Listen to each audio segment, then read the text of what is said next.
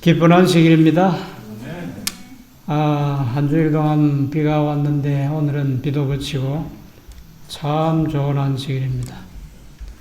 예배 후에 산책하기 참 좋은 날이에요. 오늘 하나님의 말씀은 구약 성경 다니엘서 다니엘 3장 19절 말씀입니다.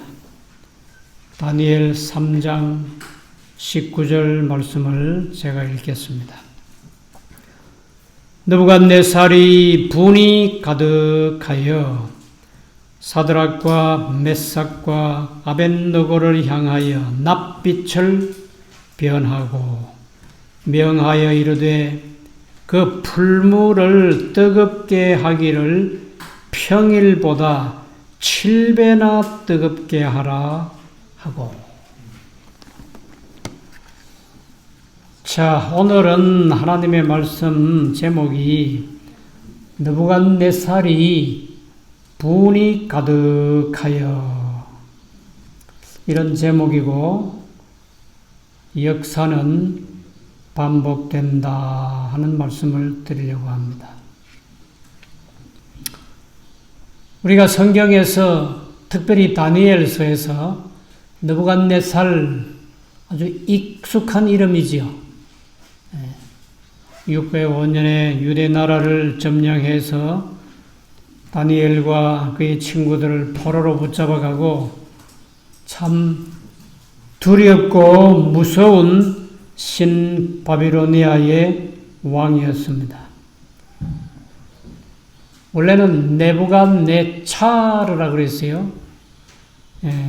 네부라고 하는 말은 나부신을 말하는데 그 이름의 뜻이 나부신이 나라를 지킨다 혹은 국경을 지킨다 그런 뜻의 이름의 의미를 가지고 있습니다. 아마 이 사람이 40년 이상 신바빌로니아를 통치했을 겁니다. 나부콜라살의 아들입니다. 이 왕이 얼마나 막강한 통치자였는가 하면 다니엘서 4장 1절에 보면 천하의 왕이에요. 느부갓네살은 천하에 거하는 백성들과 나라들과 각 방언하는 자에게 조서하노라 그랬거든요. 이 왕은 평범한 왕이 아니에요. 세상을 다스리는 통치하는 그런 막강한 권력을 가진 왕이었습니다. 이런 왕이 다니엘 3장 19절에 분이 가득하여 통치자가 분노하면 어떻게 됩니까? 통치자가 어떤 사람에게 분노하면 어떻게 돼요? 죽음이에요. 느부갓네살 이 왕이 분이 가득해가지고 사드락과 메삭과 아벳느고를 향하여 낯빛이 변했대.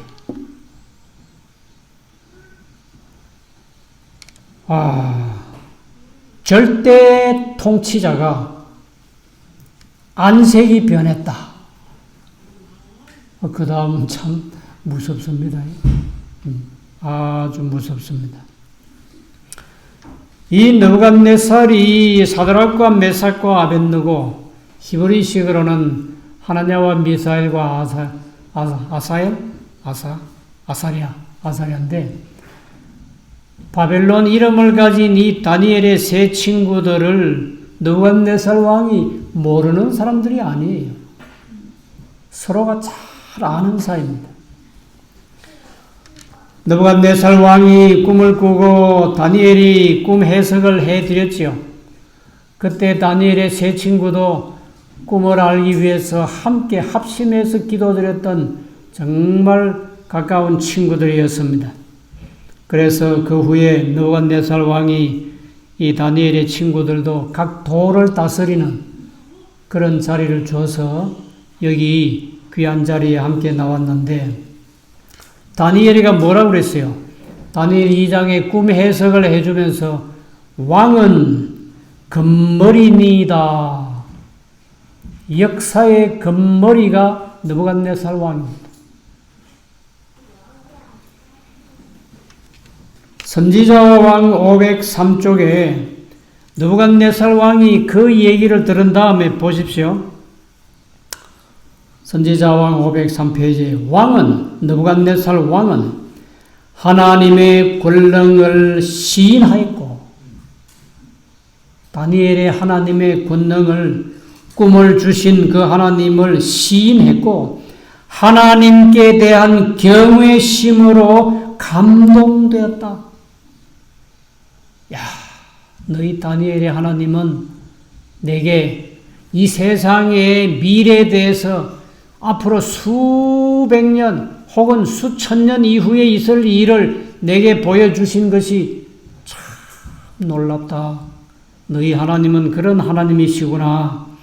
다니엘서 2장 47절에 그래서 하나님은 신의 신이요 모든 왕의 왕이시로다 하고 고백했던 사람이 느부갓네살 왕입니다.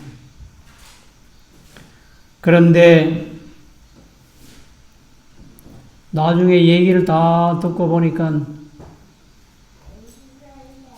왕이여, 왕이 금머리인데 이제 잠시 후에 왕만 못한 은나라가, 은가슴 시대가 오고 또 그 후에 구리, 동으로 된 나라가 오고 그 다음에 철나라가 오고 그 다음에 철과 진흙이 반반씩 섞인 그런 나라가 오고 그 다음에 뜨인돌이 따라와서 신상을 치니까 다 바람에 날아가 버리고 그곳에 그 진돌이 태산을 이루었습니다 하니까 느부갓네살 왕이 조금 고개를 갸우뚱했을 거예요. 이 금나라, 내가 금머리인데 금나라가 사라지고 은나라가 오고 뭐 철나라가 오고 그건 안 되지. 이 금나라 바벨론이 이 세상에서 사라지면 안 되지. 선지자 왕 504페이지 말씀을 잘 들어보십시오. 그의 마음은 아직도 세속적인 야심과 자신을 높이려는 욕망을 버리지 않았다. 하나님께 영광을 돌리기를 그치고 꿈 해석을 들었을 때는 너희 하나님은 신의 신이요 왕의 왕이로다 했는데 금방 그 마음이 바꾸어져 버렸어요. 하나님께 영광 돌리기를 그치고 더욱더 열렬하고 완고하게 우상 숭배를 다시 시작하였다. 자기 입으로 고백한 하나님을 금방 내버렸습니다. 그리고는 우상을 숭배하는 박사와 술객들과 점쟁이들과 술사들의 영향을 받아가지고 다시 우상 숭배를 시작했다고 그랬어요. 그리고는 이 느부갓네살이 무슨 일을 벌입니까? 두라 평지에다가 머리에서부터 발끝까지 순금으로 된 신상을 만들어 세웁니다. 이 바벨론은 절대로 망하지 않는다. 영원히 간다. 인간이 사실 한없이 연약한데 이런 인간이요, 사람이 우상을 숭배하고 다른 신에게 영향을 받으면 그리고 그 마음이 교만해지고 오만해지면 그 다음에는 하나님을 대항하려고 그래요. 그것이 누구 정신입니까? 루스벨의 정신이에요. 사탄의 정신이에요. 사탄은 끊임없이 하나님을 대적했습니다. 그 이름이 사탄이에요. 사탄이란 말 자체가 대적한다는 뜻이에요. 마귀는 무슨 뜻이에요? 마귀는 속인다는 뜻이에요. 속이는 자. 사탄은 대적하는 자.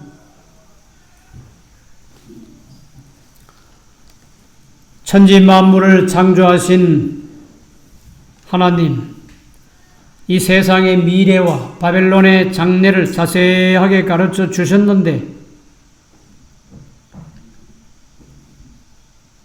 느부갓네살 왕은 바벨론 나라 다음에 다른 나라가 온다는 게 도저히 받아들일 수가 없습니다. 그래서 금신상을 만들어 놓고 나라의 높은 사람들을 다 불러 모았습니다. 도라 평지가 참 넓은 평지인데 아마 수천 수만 명을 불러 모아놓고 그리고 자기가 만든 금신상 앞에 절하라 그랬어요. 여기 보면 악기들도 참 많이 동원됐어요. 예. 사람들도 대단히 많이 동원됐지만은 이 행사의 악기들이 나팔과 피리와 수금과 삼현금과 양금과 생황과 및 모든 악기 소리를 들을 때에 엎드려 느부갓네살 왕의 세운 금신상에게 절하라. 누구든지 엎드려 절하지 아니하는 자는 즉시 극렬히 타는 풀무에 던져 넣으리라. 절을 안 할 수가 있겠어요?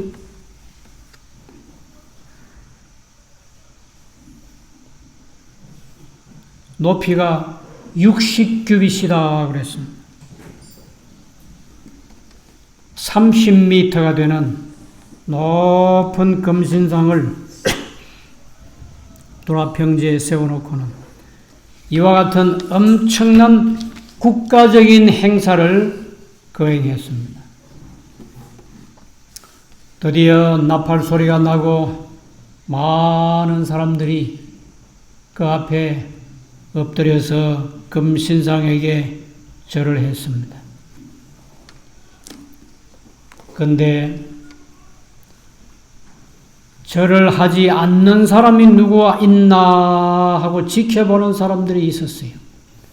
그것이 3장 8절에 나옵니다.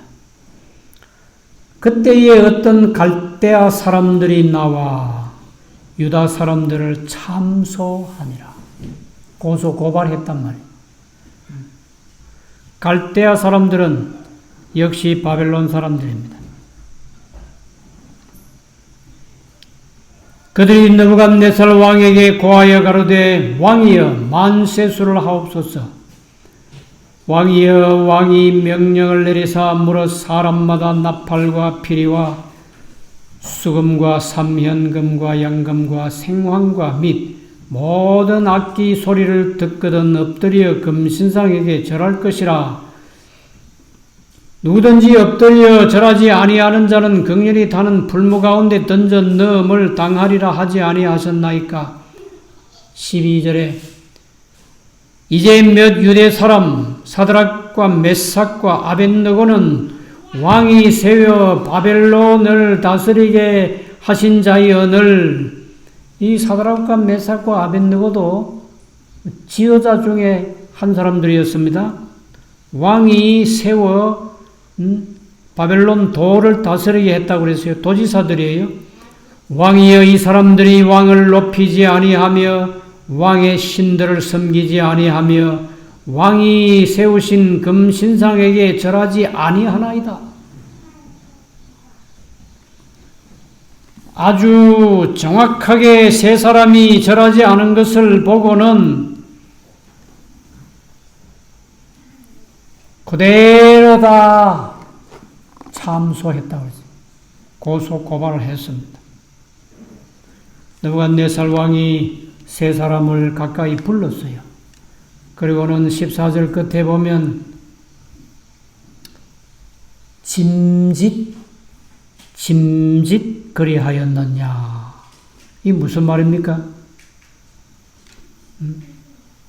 정말 너희가 절하지 아니하였느냐.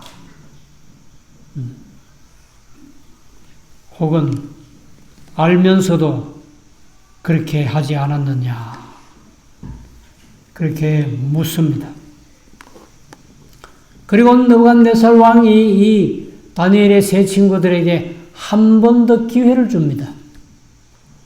자, 내가 보는 앞에서 다시 한번 악기 소리가 날 때 엎드려 절하면 넘어가겠다.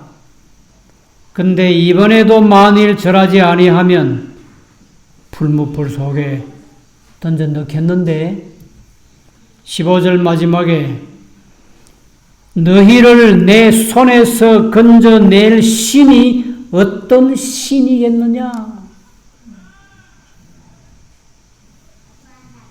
너희가 믿는 하나님이 내가 명령하는 극렬히 타는 풀무불 속에서 건져낼 수 있겠느냐? 하나님을 공공연하게 대적하는 이런 말을 막 해댑니다. 사드락과 메삭과 아벳느고가 풀무불 속에 던져집니다.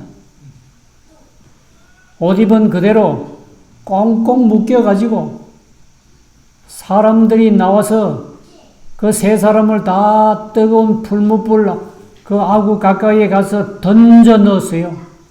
얼마나 불이 뜨거웠는지 던져 넣는 사람이 타 죽었다고 그랬어요. 정말 평소보다 7배나 더 뜨거운 높이가 30m나 되는 금신상을 만들어 세우는데 용광로가 얼마나 컸겠어요, 풀무가. 바로 그 현장에서 붙들렸으니 어떻게 도망칠 수도 없잖아요. 꼼짝없이 붙들려서 풀무불 속에 들어갔지만은 사드락과 메삭과 아벳느고는 죽지 않고 살아서 나옵니다. 불탄 냄새도 없이 나온다고요. 권력자의 분노가요, 얼마나 무서운지, 얼마나 많은 사람들이 지금까지 이 세상에서 권력자의 분노에 죽임을 당했는지 수도 말로 아주 헤아릴 수 없을 만큼 많은 사람이 죽임을 당했습니다. 네로 황제가 얼마나 많은 그리스도인들을 처형했습니까?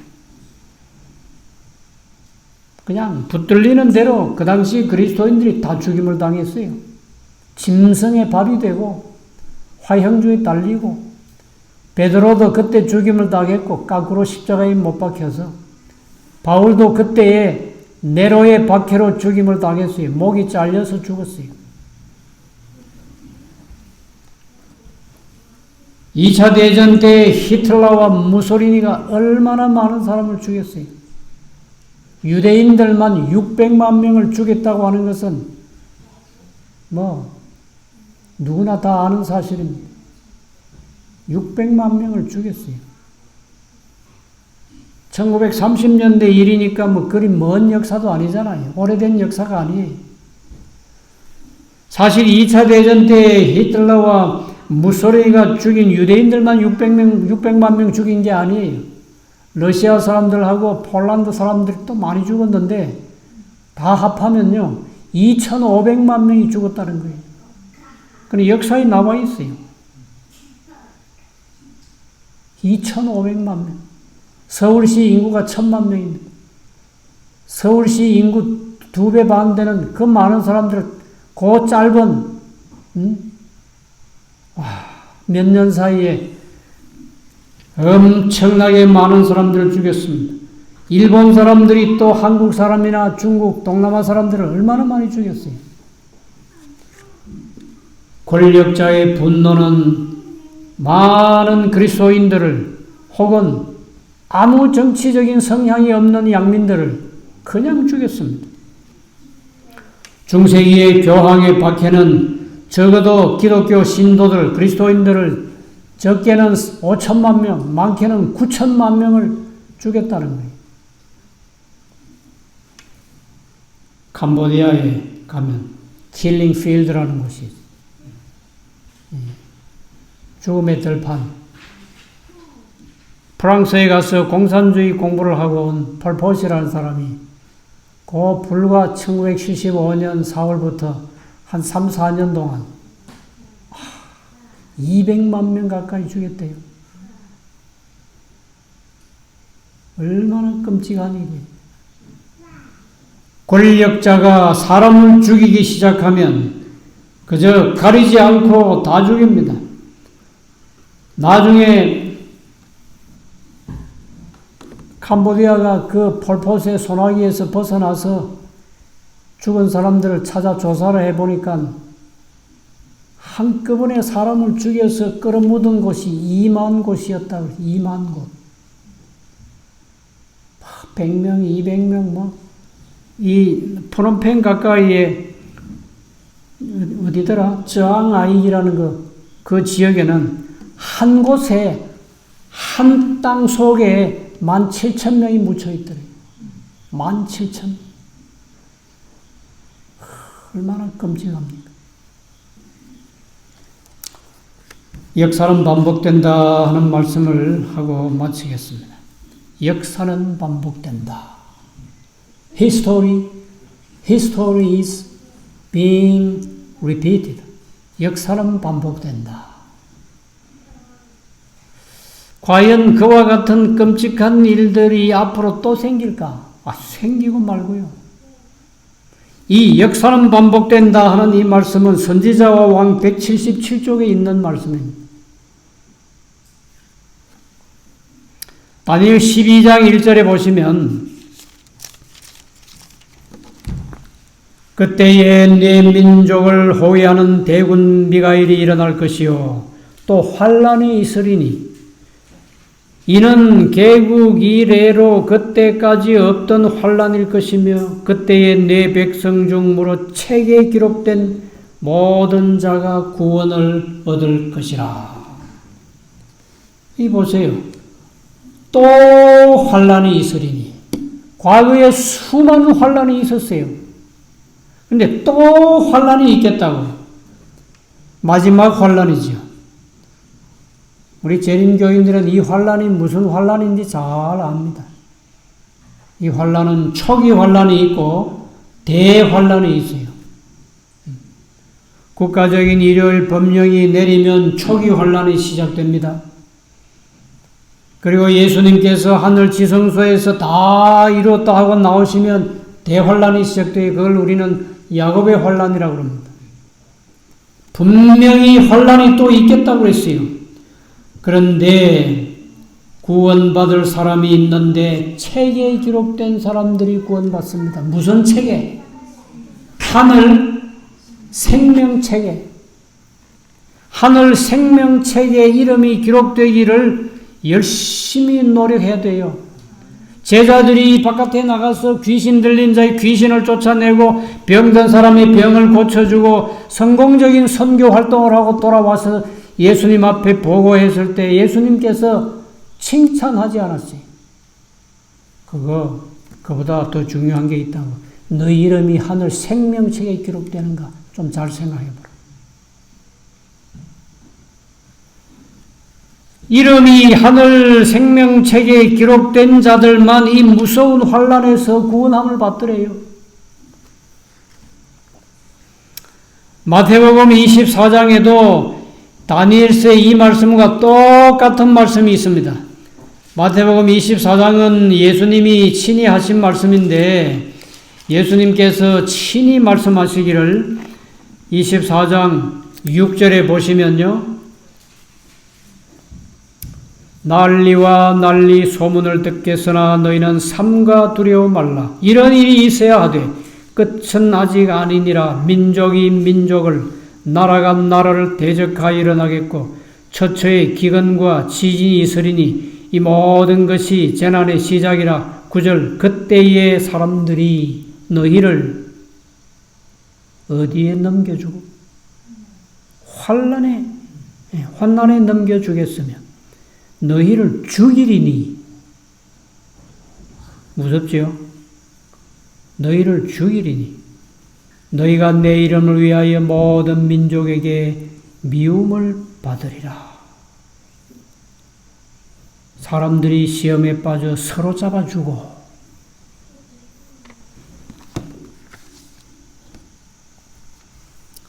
코로나가 작년 초부터 이 세상에 나타났는데 코로나 이후에 달라진 게 하나 있대요. 악수가 없답니다. 악수가 사라졌대요. 악수를 하는 사람도 멈칫하고 또 상대방도 저 사람이 내게 악수해오면 어떨까, 어떻게 해야 되나 하고 좀 망설이고 서로 악수를 안 한대요. 그러다 보니까 친구도 없고 이웃도 없대요. 정말 친한 사람이 이제는 점점 멀어지고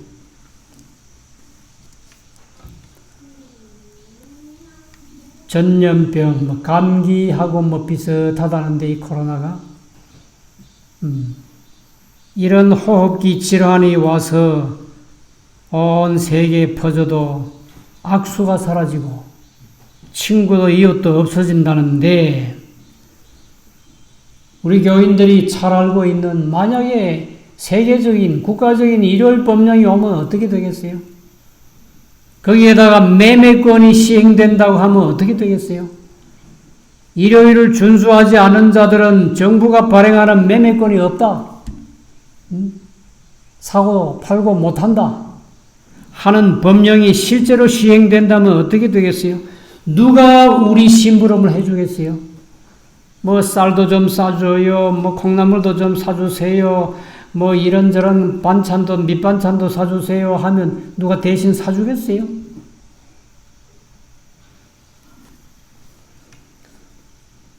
오늘날 재림 성도들은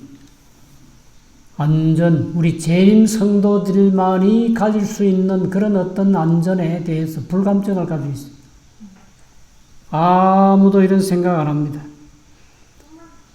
선지자는 100년도 더 전에 도시는 살 곳이 못 된다. 그렇기 때문에 떠나라 해도 들은 척도 안 해요. 이 다음에 실제로 그 일이 일어나면, 시행되면 너무 늦었다 할 겁니다. Too late. 너무 늦었어요.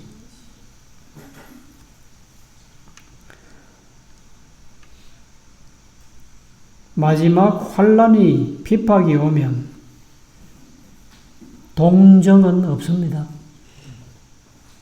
정상 참작도 없습니다. 이 사람 평소에 세금 잘 냈으니 이 사람은 매매권 줘야 된다고 그러지 않아요.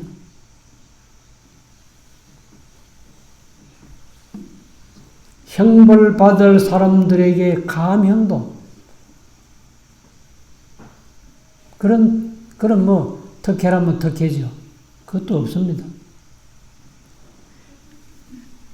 6,000년 역사의 가장 잔인한 방법으로 마지막 하나님의 백성들이 환난에, 핍박에, 형벌에 넘겨질 겁니다. 여기 대쟁투 581쪽에 이런 말씀이 있습니다. 그 교회는 잘 아시지요? 어느 교회인지 잘 아시지요? 그 교회는 오늘날 높고 거대한 건축물들을 세우고 있는데 그 건축물들의 엄밀한 장소에서 이전의 핍박이 반복될 것이다. 누가 누구를 핍박합니까? 교회가 교회를 핍박해요. 이 마지막 때 핍박은 교회가 교회를 핍박합니다. 성전에 앉아서 자기를 보여 하나님이라고 하는 그 교회가 정말 예수님과 하나님의 계명과 예수 믿음을 지키는 교회를 핍박합니다. 세상이 교회를 핍박할 때는 그래도 나았어요. 이제 이 마지막 때에 이 교회가 교회를 핍박할 때는 인정사정 없어요.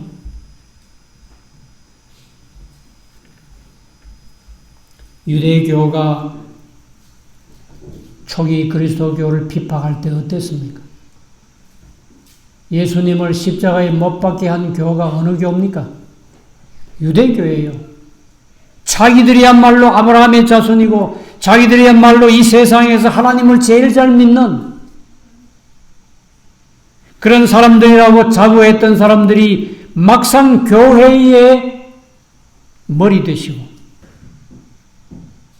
교회를 세우신 천지 만물을 창조하신 주님께서 실제로 육신의 몸으로 오셔서 올바른 진리를 전했을 때 그들이 어떻게 했어요?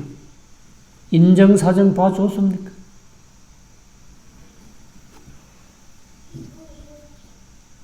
단숨에 예수님을 십자가에 달아버렸어요. 마태복음 24장 15절에 멸망에 가정한 것이 거룩한 곳에 선 것을 보거든 어떻게 하라고 그랬어요? 산으로 도망가라 그랬어요.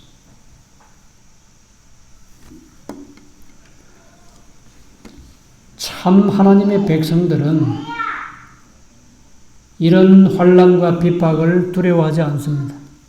여기 대쟁투 629쪽에 보시면 하나님의 백성들은 고난을 면치 못할 것이다. 박해와 고통을 당하고 궁핍과 고난을 견디어야 할지라도 그들은 죽도록 버려지지는 않을 것이다. 대환란, 사형명령이 떨어진 이후에 집과 토지를 다 버리고 도망하는 그때에는 하나님의 백성들 사이에는 죽음이라는 게 없습니다. 그때는 순교가 없어요. 다만 박해와 고통을 당합니다. 궁핍과 고난을 견뎌내야 돼요. 그렇지만은 죽는 일은 없어요. 다니엘과 다니엘의 세 친구들은 죽음의 자리까지 갔습니다. 풀무불, 평소보다 7배나 더 뜨거운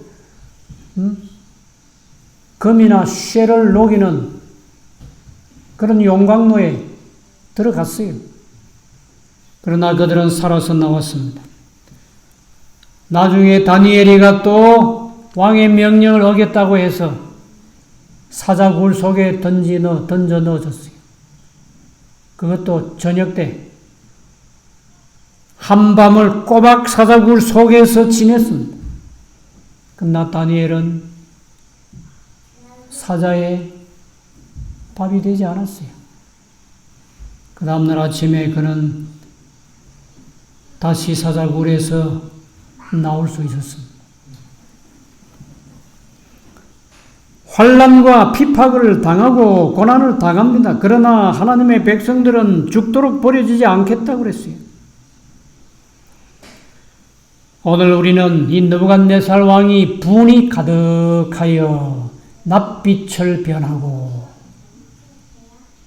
그렇게 자기가 다니엘 이제 나이가 20살 된 남짓한 그런 젊은이 앞에 엎드려서 절까지 했던 느부갓네살 왕이 금신상을 세워놓고 국가적인 행사를 할 때는 거기에 절하지 않는 하나냐와 미사일과 아사랴를 특별히 봐주지 않았습니다. 봐주는 게 없었어요. 하물며 마지막 때에 사탄이 얼마나 분노한지 여기 있잖아요. 요한계시록 12장 여기 보면은 용이 여자에게 분노하여 돌아가서 그 여자의 남은 자손 곧 하나님의 계명을 지키며 예수의 증거를 가진 자들로 더불어 싸우려고 바다 모래 위에 섰더라. 이 사탄이가 얼마나 잔인한 사탄인데, 얼마나 포악한 마귀인데, 이 사탄이가 재림 성도들을 하나님의 계명과 예수의 증거를 가진 자들을 봐주겠어요? 그가 무슨 하나님의 백성들에게 무슨 동정심을 가졌어요? 다 죽이라 할 겁니다. 역사는 반복된다고 그랬잖아요.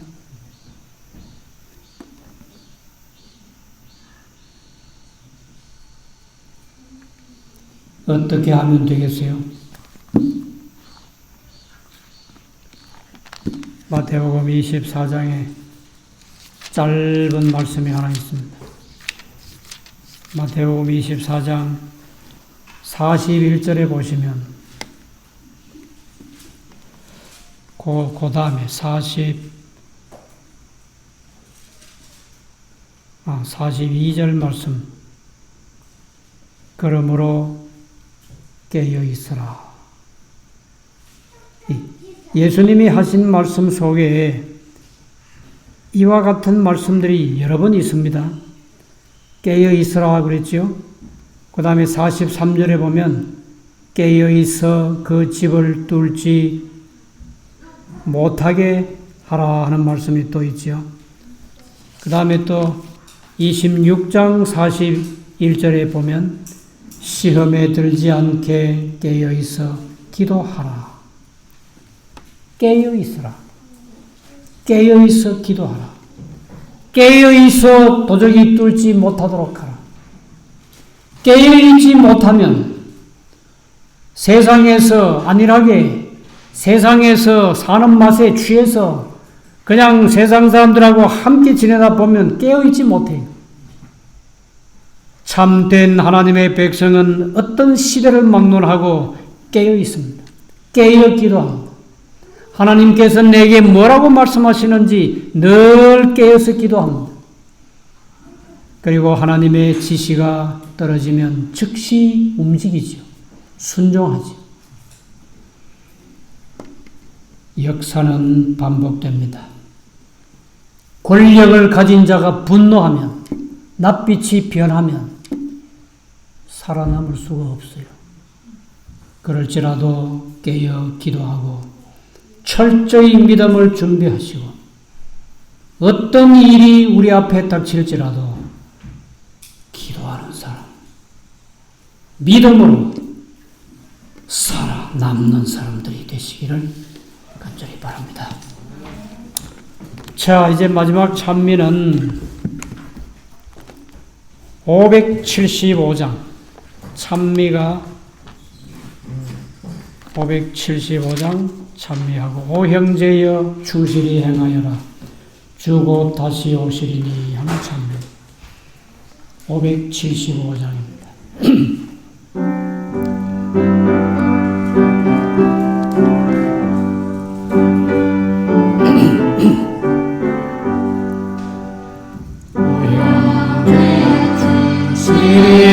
행하여라 주곧 다시 오시리니 영광의 하늘집 들어가서 승리의 노래하리 저 갈바리 십자가 흘리신 피 내 어찌 잊고 절고 있나 구하는 큰 사랑받은 자여 몸 바쳐 충실하라 오 형제여 충실히 행하여라 황금도 성적이 있네 진정 눈앞에서 주 널 반겨 맞이하리 이 슬프고 캄캄한 세상 중에 너를 잊지 않으리라 곧 주 오실 새 아침 밝으리니 몸 바쳐 충실하라 오 형제여 충실히 행하여라 전능하신 왕 오신다 천군 천사 승리의 함성으로 내 주 왕을 옹위하리 그때에 주님께 하시는 말 너 충실하고 착한 종아 저 영원한 상 주마하시리니 몸 바쳐 충실하라 오 형제여 충실 의를 행하여라. 내 눈물은 사라지고 영원한 기쁨의 나라에서 멸류관 받으리라. 오 형제여, 이 약속 진실하니 멈추지 말고 충실하라. 영원 기쁜 불멸의 상 있으니 몸 바쳐 충실하라. 살아계신 우리 하나님이시여, 저희를 하나님의 거룩한 남은 백성으로 택하시고 부르셔서 오늘도 안식일에 주의 전에 와서 예배에 참여하게 하시니 베푸신 은혜 감사드리옵나이다. 우리의 신앙 때문에, 우리가 가지고 있는 이 진리 때문에 박해를 받을 수밖에 없는 그날이 오면 저희 중에 아무도 뒤로 물러가는 자 없게 해주시옵소서. 충성스럽게 다니엘과 다니엘의 세 친구들처럼 우상 앞에 절하지 않는 단호한 믿음을 어느 누구에게도 숨기지 않고 진실되게 고백할 수 있는 믿음의 사람들이 되게 해 주시옵소서. 아버지여, 그런 날이 이제 임박히 우리 앞에 다가올 것입니다. 저희로 하여금 깨어있어 기도하게 하시고 먹고 마시고 하는 모든 생활에 있어서 우리 자신을 더럽히지 않게 하시고 가장 깨끗하고 가장 경건하고 거룩한 삶을 사는 모든 재림 성도들이 되게 해 주시옵소서. 주님 오실 때 흠과 점이 없는 거룩한 상태로 주님을 맞이할 수 있게 해주시기를 예수님의 귀하신 이름으로 간절히 기도드리옵나이다. 아멘. 내 주님 오시리, 확실히 오시리.